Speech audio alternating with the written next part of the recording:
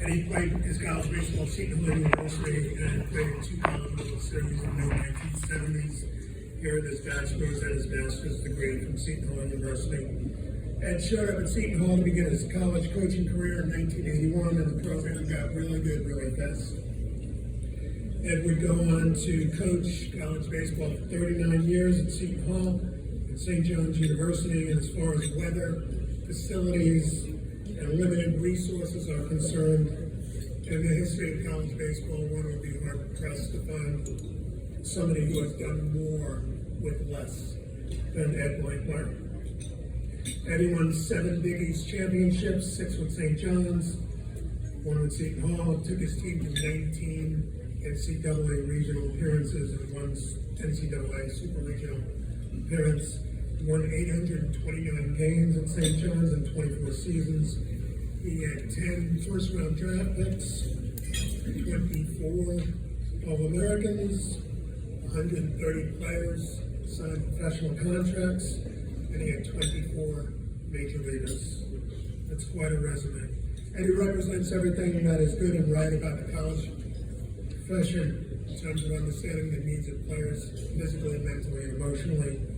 Congratulate him on his long and distinguished career. And Susan, and to the Blackmeyer family, thank you for sharing him with us. The tri-state area is better off for it. Thank you. Please join me in welcoming the newest member of the New York State Baseball Hall of Fame, Ed Blanky.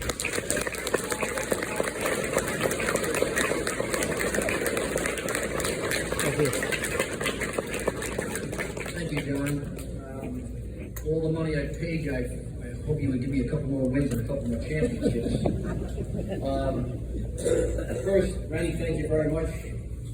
Thank the committee for feeling that I am privileged to be a part of this group. I want to also thank my fellow inductees. To the tables I have here, we have some people come a long way to visit. I want to thank Mark Saludo and our group of guys over there at the Puppies. Thanks for coming up. I want to introduce the new St. John's coaching staff, and that's the new head coach is Mike Hampton. Mike, stand up. Okay. 19 years. He's going to do a fabulous job there. Dan Bethay and George Brown. So thank you guys. Carry on. Mike Fahid was one of my student assistant coaches, one of my best buddies there. I cannot ask for a better sports administrator than Mike Barry, so Michael is here tonight as well.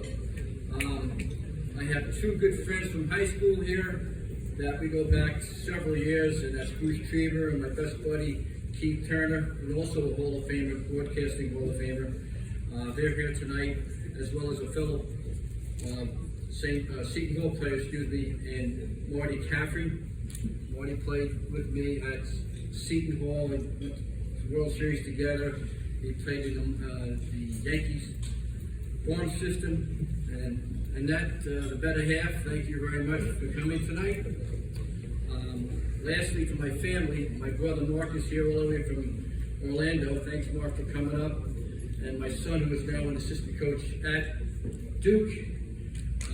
And I want to thank the scouting community for taking him under his wing. My son was a scout in the Brew organization for 3 years, and these fine guys kind of broke him in and taught him the game of baseball the way it should be played, in my opinion. Thank and my lovely wife for putting up with my nonsense for all these years. For the famous words of Blue Corner Secker, if you're a St. John's person, you want to be a good coach? Get good players. It's that simple. It's that simple. And I watched all these analysts, and I've been a part of the pro development organization for 2 years with the Mets, and I had the pleasure of managing the Brooklyn Cyclones in 2021, having their best prospects in Francisco Alvarez, Ronnie Mauricio, Brett Beatty, Mark Vientos. You want good players, you want to be good coach, get good players. And that's bottom line. And I don't care if you look at any analytics in the world, okay? Bottom line is get good players. They'll figure it out for you. It's all about recruiting. There's one gentleman, Ian Anderson, here that I tried to recruit. So, but I'll tell you a story, Ian, that kind of links us up. I coached at a school. My first coaching job was at a school called the Harvard School. Harvard School is in Southern California, in the LA area. It was known as the School of the Stars. And we couldn't play baseball that well. We played in the South Bay, a tremendous baseball area where the Brett brothers played. We played in the same league. We had 11 players drafted in our league. I think I won 1 or 2 games.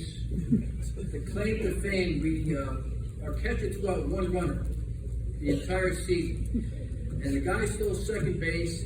The catcher threw the ball right on the money and hit the guy right on the cuff. The guy rolls off the base, we taped him out, and that probably was the best thing that happened to me. So, it was a tough go for those years that I played there. But, you know, thank God, Seton Hall came and played in the Riverside tournament out of California. And John Morris, who was kind enough to present me, was a part of that team. And Mike Shepard, as Billy talked about, somebody tapped me on the shoulder. Well, Mike Shepard, who I played for, tapped me on the shoulder and said, "Come on back and let's get this thing done." I've been blessed to be a part of with some great coaches and some great people, and there's some great people in this audience. I'd just like to share a couple of stories of some players that I've dealt with and played for and coached for. There's one gentleman that's on that wall over there. You might have heard that story about a young man named Anthony Barbaro. It just absolutely breaks my heart. Anthony Barbaro played for the Brooklyn Bonnies, played for a gentleman by the name of Darryl Tebow. And he played for me at St. John's. He was an All-American pitcher. Okay, he had a tremendous arm. His junior year, when he would have been drafted in the first round, hurts his arm, the last game of our season against Villanova. And we lose him for the regular season. There's a pre-draft deal, Seattle signs him. You can see his uniform over here. He spends 5 years in the big leagues, mostly with Atlanta. Okay? And I'm coming back to you, Ian, because I'll finish that story about the Harvard School. So, what happened was, Anthony, I was in extended, what they call right now, COVID experience, and I was with the Mets, and I was at the alternate site, and I was the manager of the alternate site. And Rick Porcello would come in and do pens, and he'd tell me stories about different things. He told me a story about Anthony Barbaro as they were sitting in spring training. They were talking about, what are you going to do after you play baseball? And Anthony Barbaro looks him straight in the eyes and says, I'm going to be a Port Authority police officer. And of course, Rick Porcello, knowing Anthony, if you know Anthony, he had this funny humor. You couldn't believe what he was telling you. But 2 weeks later, he walks out of spring training with the Boston Red Sox and rolls into the police academy, and becomes a police Port Authority officer. He was tragically killed by I'm going to have to say, a drunk driver coming the wrong way on his way to performing his duty at 9/11, where he was going to represent his organization. So we are, you've probably heard that story, but it's tragic. It's an absolute tragic story. I see Bob Fletcher in the audience tonight, and Mike Hampton and I recruited one of our great players out of this area too. Bob coached him for the Taconic Rangers by a gentleman by the name of Joe Panic. And you saw Joe. Joe was a heck of a player. He was a first rounder for us. Here's an interesting story. Back when you really had to work to scout. Now you don't have to scout anymore. All you have to do is look on Twitter, and you're going to pull out a lot of baseball players out. And I'm telling you, it's tragic, but it's true.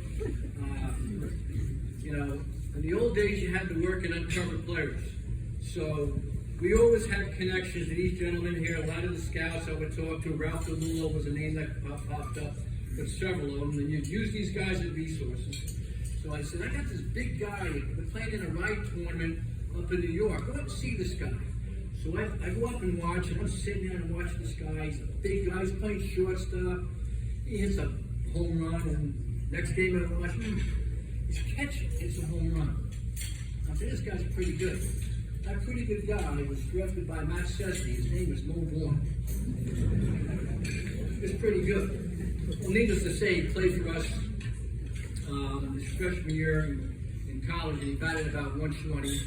But then he goes on and plays in the spring season, his 24 home runs. There was another guy. I'm talking to my scout friends here, and the gentleman's name was Ed Ford. Ed Ford was called the Five. He probably ran Jersey City. If you're familiar with the great basketball power of St. Anthony's High School and Bob Hurley, well, this chosen one was Willie Banks. Willie Banks was this great arm. He was a top round draft pick. He played in the big leagues for several years. Probably may not have reached the stardom everybody expected him to be. But he pointed to a guy who played shortstop on there. He says, look at this guy over here. They said, hey, Fun, that guy's 5'7", he's 140 pounds, soaking wet. What do you want me doing? Trust me, he's a good player. He's a good player. We ended up taking him as a walk-on player. And that player became a gentleman by the name of John Valentine, who played for the Boston Red Sox. Not a bad one. My last story, okay, was a gentleman by the name of Ed Mathis. Led me on to this young man who was a great football player out in Long Island. And he says, well, watch this guy play. Blanks, I think you're going to like him. I said, okay. And this guy, and the scouts know, when Eddie Mathis says he's a good player, you better go out and watch him, because nobody, not even Babe Ruth, was a good player. So I go out and watch this guy play. Here he gets up, the first at bat, base hit. Okay, he steals second, then he steals third. And I said, oh, that's good. Gets up the next at bat, he walks. Steals second, he steals third. I said, this guy's pretty good. Gets up again, gets another base hit. He steals second base. The coach on the opposing team has decided to backstop. Ping. The catcher throws the ball up in the air. The guy looks at it. He runs back. Gets tagged out at first base. That player's name was Craig Biggio. That was my first experience with Craig Biggio. So, I've been blessed, as John told you, to coach a lot of great players. I was always asked, why did I coach? Okay, like many of us in this room, we all wanted to be Major League Baseball players. I had the chance, I had the cup of coffee, but the reality came when probably the second series we played, I was in the Appalachian League, playing for Baltimore, and I look and I watch the Bristol Tigers play, and they're of course playing short second for Alan Trammell and Lou Whitaker. And I said to myself, I better get a job.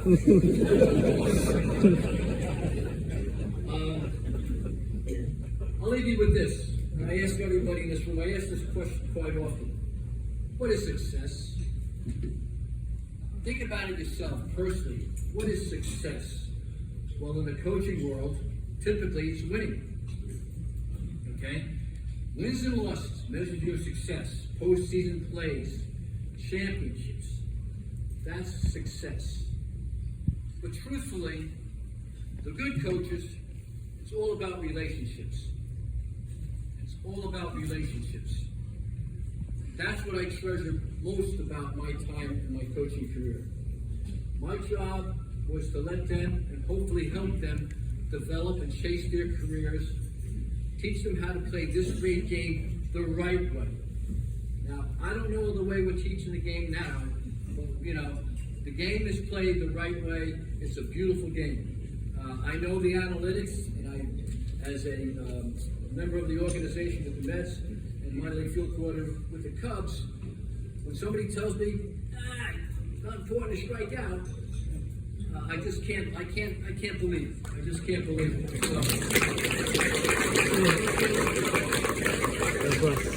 It's about development. Getting them to the next level, that's important to me. Teaching life lessons through the game of baseball. And if I did those things, hopefully I've impacted their lives. I'll leave in with the last answer to this question. That guy who hit the guy in a sore spot, Harvard School, was the Harvard Westlake School. One of his teammates played on the Harvard Westlake School by the name of Max Freeman. And they had a great thing. Thank you very much tonight. Enjoy it.